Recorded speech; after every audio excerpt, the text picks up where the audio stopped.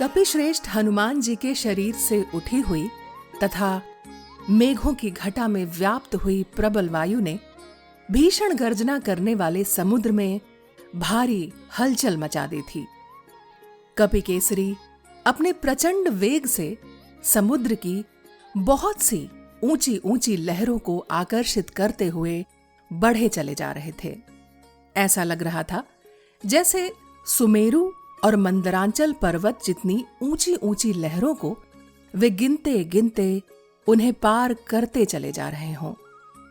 उनके इस वेग से समुद्र का जल भी ऊपर आसमान में उछलकर शरद काल के फैले हुए मेघों की तरह दिखने लगा और इस जल के हट जाने से उसके भीतर वास करने वाले अनेकों प्रकार के जीव जंतु, मगर, मछलियां और कछुए आदि साफ साफ दिखने लगे। ऐसा जान पड़ता था कि किसी ने समुद्र का वस्त्र खींच लिया हो। समुद्र में विचरने वाले सांपों ने जब ऊपर कपिश्रेष्ठ हनुमान जी को देखा तो उन्हें वे गरुड़ के समान लगे। 10 योजन चौड़ी और 30 योजन लंबी हनुमान जी की उस पवित्र छाया उस तीव्र वेग के साथ अत्यंत रमणीय प्रतीत हो रही थी। खारे पानी के समुद्र में पड़ती पवन पुत्र हनुमान का अनुसरण करती वो छाया सफेद बादलों की मनोहर पंक्ति जैसी दिख रही थी। परम तेजस्वी महाकाय महाकपि हनुमान बिना आधार के आकाश में पंखों वाले पर्वत के समान लग रहे थे। पक्षी समूहों के उड़ने के मार्ग में पक्षीराज गरुड़ की भांति जाते हुए हनुमान जी वायु की तरह मेघमालाओं को कभी अपनी ओर खींचते, कभी उन बादलों के समूह में छिप जाते और फिर धीरे धीरे बाहर निकलते हुए ऐसे लग रहे थे जैसे मानो चंद्रमा प्रकाशित हो रहा हो। तीव्र गति से आगे बढ़ते हुए वानरवीर हनुमान जी को देखकर देवता, गंधर्व और चारण सभी उनके ऊपर फूलों की वर्षा करने लगे। ऋषि मुनि उनकी प्रशंसा के गीत गाने लगे। प्रभु श्री रामचंद्र जी की कार्य सिद्धि में सहयोग हेतु सूर्यदेव ने भी हनुमान जी को ताप नहीं पहुंचाया और वायुदेव ने भी उनकी सेवा की। इन सभी प्रकार के सहयोग और स्तुतियों को देखकर समुद्र ने भी विचार किया। इस समय पवन पुत्र हनुमान इक्ष्वाकु वंशी वीर श्री रघुनाथ जी की सहायता कर रहे हैं, अतः इन्हें इस यात्रा में किसी भी प्रकार का कष्ट नहीं होना चाहिए। मुझे स्वयं इक्ष्वाकु कुल के महाराज सगर ने बढ़ाया था, अतएव मेरा उत्तरदायित्व दोहरा हो जाता है। कृतज्ञता एक दुर्लभ भावना है और विशेषकर शक्ति प्राप्त कर लेने के बाद तो ये और भी ज्यादा कठिनता से जुटती है। पर ये सिर्फ प्रभु श्री रामचंद्र जी की ही कृपा थी जो उनके कार्य की सिद्धि के लिए उस समय समुद्र के मन में यह भावना जागृत हुई। समुद्र ने सोचा कि मुझे कोई ऐसा उपाय करना चाहिए जिससे वानरवीर यहां पर कुछ विश्राम कर लें, ताकि उसके बाद ये मेरे शेष भाग को सुगमता से पार कर लें। इस शुभ विचार के साथ समुद्र ने अपने जल में छिपे सुवर्णमय गिरिश्रेष्ठ मैनाक पर्वत से कहा, हे शैल प्रवर महामना, देवराज इंद्र ने तुम्हें यहीं पातालवासी असुर समूहों के निकलने के मार्ग को रोकने के लिए परिद रूप से स्थापित किया है। इन असुरों का पराक्रम सर्वत्र प्रसिद्ध है। वे फिर पाताल से बाहर ऊपर की ओर आना चाहते हैं और इसलिए तुम अप्रमेय पाताल लोक के द्वार को बंद करके खड़े हो। हे शैल, तुम में ऊपर नीचे और अगल बगल में सब ओर बढ़ने की शक्ति है, इसलिए हे गिरिश्रेष्ठ, मैं तुम्हें आज्ञा देता हूं कि तुम ऊपर की ओर उठो। देखो, ये पराक्रमी कपिकेसरी हनुमान प्रभु श्री राम का कार्य सिद्ध करने हेतु तुम्हारे ऊपर से होकर जा रहे हैं। इस दुष्कर कार्य को करने के लिए इन्होंने आकाश में छलांग लगाई है। ये इक्ष्वाकु वंशी श्री राम के सेवक हैं। इक्ष्वाकु वंश के लोग हम दोनों के लिए परम पूजनीय हैं, अतः हमें इनकी सहायता करनी चाहिए। कहीं कर्तव्य कर्म का अवसर बीत न जाए। यदि कर्तव्य का पालन समय पर नहीं किया जाए तो वह सत्पुरुषों के क्रोध को जगा देता है। इसलिए तुम पानी से ऊपर उठो, जिससे ये श्रेष्ठ कपिवर हनुमान तुम्हारे ऊपर कुछ समय तक ठहर कर विश्राम करें। देवताओं और गंधर्वों द्वारा सेवित तथा सुवर्णमय विशाल शिखर वाले मैनाक तुम्हारे ऊपर विश्राम करने के पश्चात हनुमान जी शेष मार्ग को सुखपूर्वक तय कर लेंगे। ककुत्सवंशी श्री रामचंद्र जी की दयालुता, मिथिलेश कुमारी सीता का परदेश में रहने के लिए विवश होना तथा वानर राज हनुमान जी का परिश्रम देखकर तुम्हें अवश्य ऊपर उठना चाहिए। ये सुनकर बड़े बड़े वृक्षों और लताओं से ढका हुआ सुवर्णमय मैनाक पर्वत तुरंत ही उस क्षार समुद्र के जल से ऊपर को उठ गया।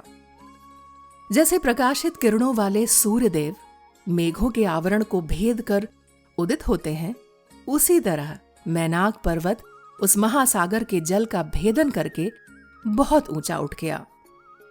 समुद्र की आज्ञा पाकर जल में छिपे रहने वाले उस विशालकाय पर्वत ने 2 ही घड़ी में हनुमान जी को अपने शिखरों का दर्शन कराया। बड़े बड़े नागों और किन्नरों के निवास स्थान उस पर्वत के शिखर सुवर्णमय यानी सोने के बने हुए थे। सूर्योदय के समान तेज पुंज से विभूषित वे ऊंचे शिखर आकाश में रेखा से खींच रहे थे और उनके कारण शस्त्र के समान नील वर्ण वाला आकाश सुनहरी प्रभा से उद्भासित होने लगा। उस परम कांतिमान और तेजस्वी सुवर्णमय शिखरों से वह गिरिश्रेष्ठ मैनाक सैकड़ों सूर्यों के समान देदीप्यमान हो रहा था। उस क्षार समुद्र के बीच में अचानक सामने आए इस मैनाक पर्वत को देखकर हनुमान जी को मन ही मन लगा कि ये तो कोई विघ्न उपस्थित हुआ है। अतः जैसे वायु बादल को छिन्न भिन्न कर देती है, उसी प्रकार महान वेगशाली महाकपि हनुमान जी ने उस मैनाक पर्वत के उच्चतम शिखर को अपनी छाती के धक्के से नीचे गिरा दिया। हनुमान जी के महान वेग को इस प्रकार अनुभव करके पर्वत श्रेष्ठ मैनाक को बड़ी प्रसन्नता हुई और वो गर्जन करने लगे और उन्होंने प्रसन्न चित्त होकर मनुष्य रूप धारण किया और अपने शिखर पर स्थित होकर कहा, हे वानर शिरोमणि, आपके इस कठिन कार्य में मैं आपकी सहायता करना चाहता हूं। कृपया थोड़ी देर के लिए मेरे इन शिखरों पर उतरकर सुखपूर्वक विश्राम कर लीजिए और फिर आगे की यात्रा कीजिएगा। श्री रामचंद्र जी के पूर्वजों ने समुद्र की वृद्धि की थी और इस समय आप उनका हित करने में लगे हैं, अतः समुद्र भी आपका सत्कार करना चाहता है। किसी ने उपकार किया हो तो बदले में उसका भी उपकार किया जाए, यही सनातन धर्म है। आप हमारा सत्कार ग्रहण करके हमारा सम्मान बढ़ाएं। आपके इस सत्कार के लिए समुद्र ने मुझे नियुक्त किया है और कहा है कि आपने 100 योजन दूर जाने के लिए आकाश में छलांग मारी है, अतः कुछ देर तक मेरे शिखरों पर विश्राम कर आप शेष समुद्र पार करें। इस स्थान पर बहुत से सुगंधित और सुस्वादु कंद मूल तथा फल हैं। हे वानर शिरोमणि, इनका आस्वादन करके आप थोड़ी देर सुस्ता लीजिए, उसके बाद शेष यात्रा के लिए प्रस्थान कीजिएगा। हे कपिवर पवन नंदन, आपके साथ हमारा भी कुछ संबंध है। आप महान गुणों का संग्रह करने वाले हैं और तीनों लोकों में विख्यात जितने भी वेगशाली और छलांग मारने वाले वानर हैं, उन सब में मैं आपको ही श्रेष्ठतम मानता हूं। धर्म की जिज्ञासा रखने वाले विज्ञ पुरुष के लिए एक साधारण अतिथि भी निश्चय ही पूजा के योग्य माना गया है। फिर आप जैसे असाधारण शौर्यशाली पुरुष कितने सम्मानने के योग्य हैं, इसमें कोई संशय नहीं। कपिश्रेष्ठ, आप देव शिरोमणि महात्मा वायु के पुत्र हैं और वेग में उन्हीं के समान हैं। आप धर्म के ज्ञाता हैं। आपकी पूजा होने पर साक्षात वायुदेव का भी पूजन हो जाएगा। इसलिए आप अवश्य ही मेरे पूजनीय हैं। इसके अतिरिक्त एक और भी कारण है। तात पूर्व काल के सतयुग की बात है। उन दिनों पर्वतों के भी पंख होते थे। वे भी गरुड़ के समान वेगशाली होकर संपूर्ण दिशाओं में उड़ते फिरते थे। उनके इस तरह वेगपूर्वक उड़ने और आने जाने पर देवता, ऋषि और समस्त प्राणियों को उनके गिरने की आशंका से बड़ा भय होने लगा। इससे सहस्त्र नेत्रों वाले देवराज इंद्र कुपित हो उठे और उन्होंने वज्र से लाखों पर्वतों के पंख काट डाले। जब कुपित हुए देवराज इंद्र वज्र उठाए मेरी ओर आए, तब महात्मा वायुदेव ने सहसा मुझे इस समुद्र में गिरा दिया। वानर श्रेष्ठ, इस क्षार समुद्र में गिराकर आपके पिता ने मेरे पंखों की रक्षा कर ली और मैं अपने संपूर्ण अंश से सुरक्षित बच गया। पवन नंदन, इसीलिए मैं आपका आदर करता हूं। आप मेरे माननीय हैं। आपके साथ मेरा यह संबंध महान गुणों से युक्त है। महामते, इस प्रकार चिरकाल के बाद मुझे आपके पिता के उपकार का बदला चुकाने का अवसर प्राप्त हुआ है। आप प्रसन्न चित्त होकर मेरे और समुद्र का आतिथ्य स्वीकार करें, हमें कृतार्थ करें। हे वानर शिरोमणि, आप यहीं अपनी थकान उतारिए, हमारी पूजा ग्रहण कीजिए और हमारे प्रेम को भी स्वीकार कीजिए। मैं आप जैसे माननीय पुरुष के दर्शन से बहुत प्रसन्न हुआ हूं। मैनाक पर्वत के ऐसा कहने पर कपिश्रेष्ठ हनुमान जी ने उस उत्तम पर्वत से कहा, मैनाक, मुझे भी आपसे मिलकर बड़ी प्रसन्नता हुई। आपके सिर्फ यह कहने मात्र से मेरा आतिथ्य हो गया। अब आप मन से दुख अथवा चिंता निकाल दीजिए कि इन्होंने मेरी पूजा ग्रहण नहीं की। मुझे मेरे इस कार्य को अतिशीघ्र संपन्न करना है। ये दिन भी बीता जा रहा है। मैंने वानरों के समीप ये प्रतिज्ञा ली है कि मैं बीच में कहीं भी नहीं ठहर सकता। ऐसा कहकर महाबली हनुमान जी ने हंसते हुए मैनाक पर्वत को अपने हाथों से स्पर्श किया और फिर आकाश में ऊपर उठकर चले गए। उस समय पर्वत और समुद्र दोनों ने ही बड़े आदर के साथ उनकी ओर देखा, उनका सत्कार किया और यथोचित आशीर्वादों से उनका अभिनंदन किया। पर्वत और समुद्र को छोड़कर दूर ऊपर अपने पिता के मार्ग का आश्रय लेकर पवन पुत्र हनुमान जी बिना किसी आधार के आगे बढ़ने लगे। इस संपूर्ण दृश्य के साक्षी संपूर्ण देवता, सिद्ध, महर्षिगण भाव विभोर होकर हनुमान जी की प्रशंसा करने लगे। वहीं आकाश में स्थित देवता और सहस्त्र नेत्रधारी इंद्र उस सुंदर मध्य भाग वाले सुवर्णमय मैनाक पर्वत के इस कार्य से बहुत प्रसन्न हुए। शचीपति इंद्र ने पर्वत श्रेष्ठ मैनाक पर्वत से गदगद वाणी में कहा, सुवर्णमय शैलराज मैनाक, मैं तुम पर बहुत प्रसन्न हूं। मैं तुम्हें अभय दान देता हूं। तुम सुखपूर्वक जहां चाहो जाओ। 100 योजन समुद्र को लांघते समय जिनके मन में कोई भय नहीं रहा है, फिर भी जिनके लिए हमारे हृदय में यह भय था कि पता नहीं क्या होगा, उन्हीं हनुमान जी को विश्राम का अवसर देकर तुमने उनकी बड़ी सहायता की है।